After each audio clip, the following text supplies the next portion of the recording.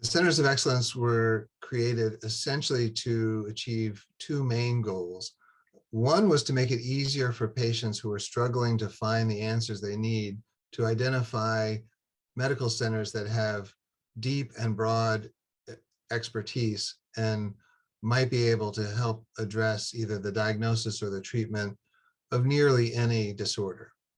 The second goal was to enable rare disease clinicians and scientists to work together in a cooperative fashion and share expertise. We believe that this will allow faster progress than each center working in isolation by itself. Our goal was to identify centers that have the breadth of expertise to handle a wide variety of conditions, including those things that are undiagnosed and diseases that are not yet identified.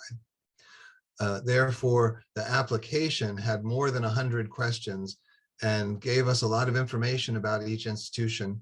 Remarkably, a number of the institutions volunteered that they learned something about themselves in completing the application. Ultimately, the applications were scored and we designated 31 centers. They have unique pockets of expertise, but they each also have this sort of broad coverage. That was the goal.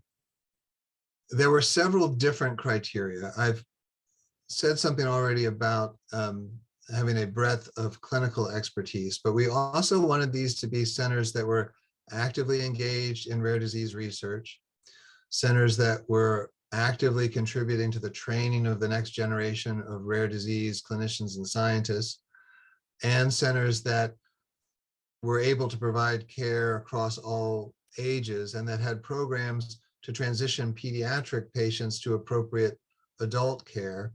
We also asked in the application about centers' efforts to provide education about rare diseases to the public and to reach out to underserved minorities, since we think that those are goals that every rare disease center of excellence should have. It was a selection criterion that the centers have the capacity to cover a broad range of diseases.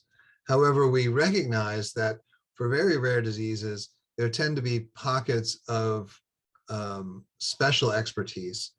And we're not under the illusion that all of the centers will be equally experienced with every disorder.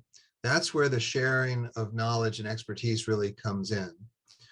So currently, physicians and other caretakers involved in rare disease will share information.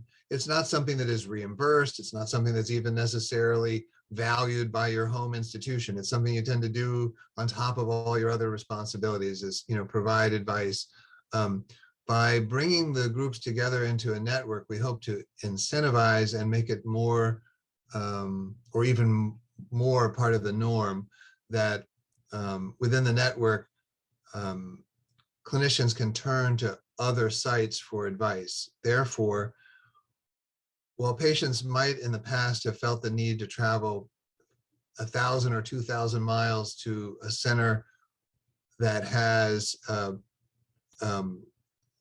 let's say, a little bit more experience with their disease, now if they reach one of the centers with the sharing of information for many or all needs, that may be enough. So we do hope to limit the travel, share experience.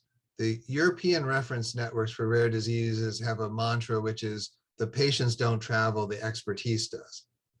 Now in the US, we have our own medical system with different insurance barriers and other kinds of limitations. I'm not saying patients will never have to travel, but it is a goal of the network to share expertise so patients can get the same very high level of care without traveling quite as much.